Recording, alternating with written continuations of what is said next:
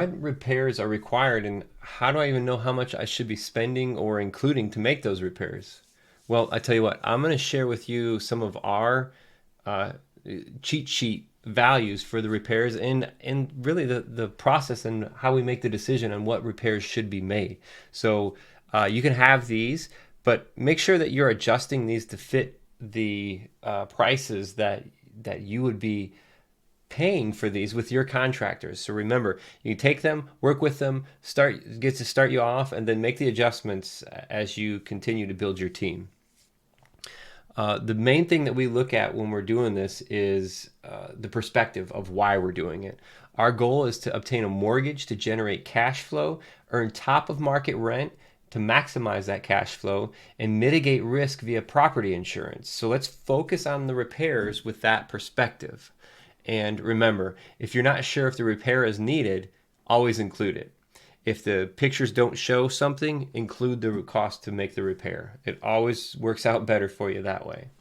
So let's see, 1, 2, 3, 4, 5, 6 different ways that we're looking at this. The first thing that I always say is flipping to the hood. We're flipping to the comparable properties. And you remember when we looked at our ARV, we saw finishes, we saw countertops, we saw how the bathroom was done.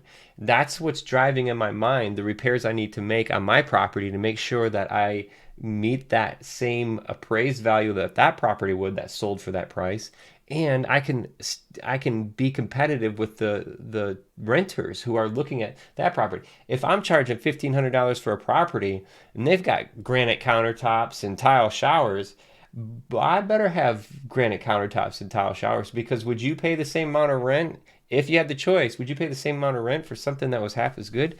Probably not. So that's why we say flip to the hood. Match the construction quality, finish levels, and upgrades to those of the comparable properties that we found when we were generating our gross rental income and our ARV.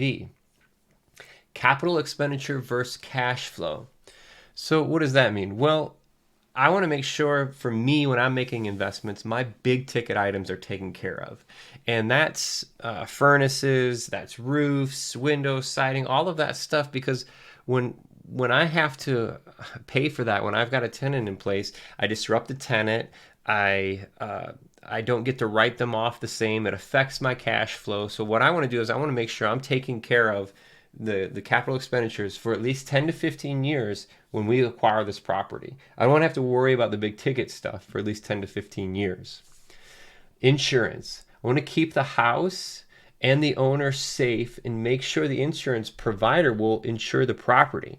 And you can get a list from your insurance provider as well too. And a lot of times these insurance providers are looking for roof condition, tree limbs touching the house or the roof, the exterior condition of the property, peeling paint, rotten wood, stuff like that. Crack in the patio, walkway or driveway that may cause tripping. Overgrown vegetation or moss on the exterior of the home or roof.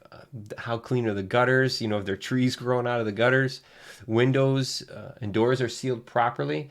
Dogs. You got to make sure in the tenant case that you don't have a breed of dog that the insurance provider won't insure your house. And pools. All pools must be fenced in. When we're looking at long-term properties, I don't want anything to do with a pool. A different case may be for short-term properties, a little bit different for the Airbnb, VRBO stuff.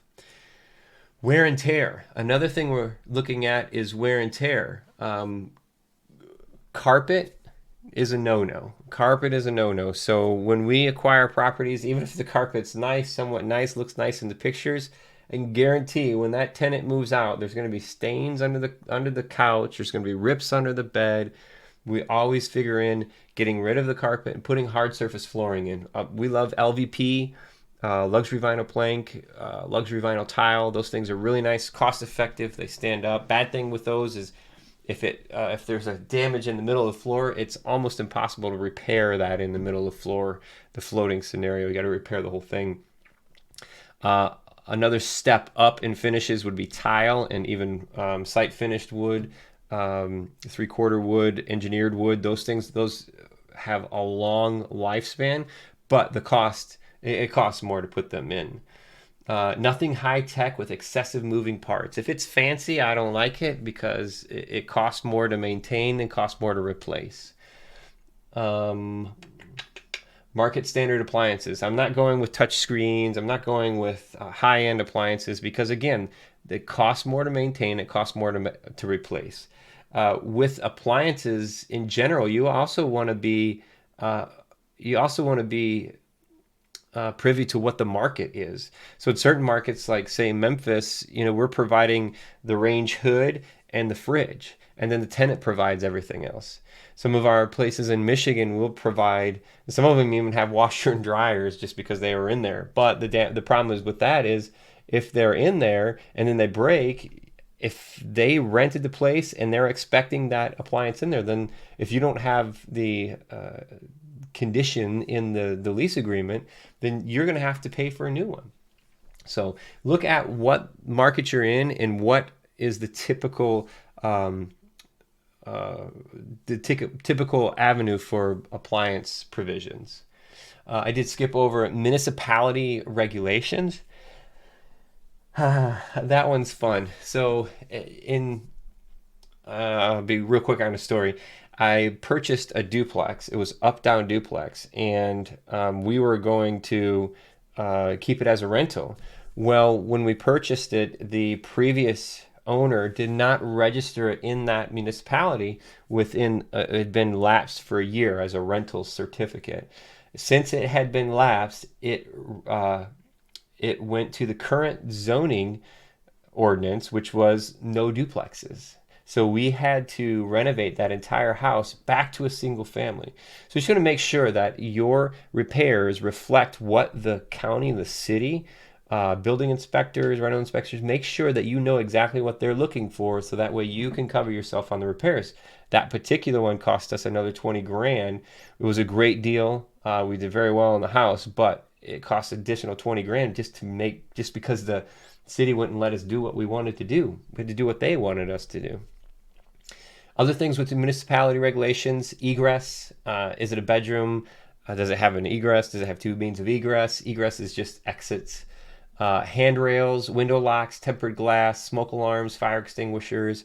Not massive things there, but if you can catch them out front and can include what you need to include, it's just better on the turn of the property.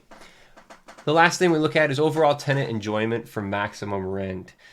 For me and my 80/20 investor self-assessment, I want to provide quality housing for quality families.